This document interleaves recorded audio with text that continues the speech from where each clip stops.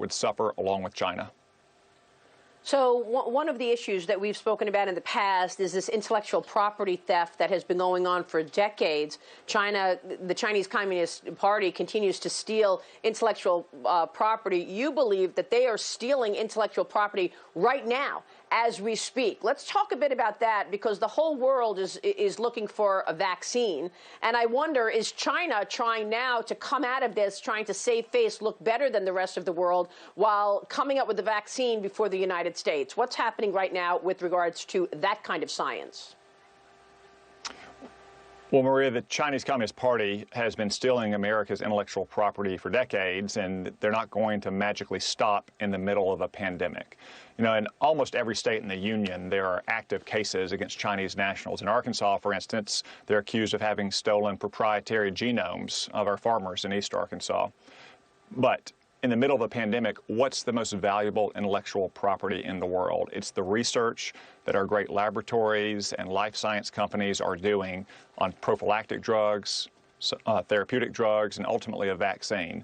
So I have little doubt that the Chinese intelligence services are actively trying to steal America's intellectual property as it relates to the virus that they unleashed on the world. Because, of course, they want to be the country that claims credit for finding those drugs or finding a vaccine and then use it as leverage against the rest of the world.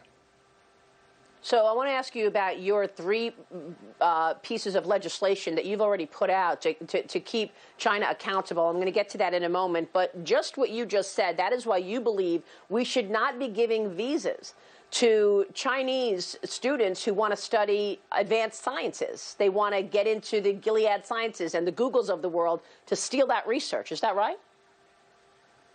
Yeah, Maria, it's a scandal to me that we have trained so many of the Chinese Communist Party's brightest minds to go back to China to compete for our jobs, to take our business, and ultimately to steal our property and design weapons and other devices that can be used against the American people.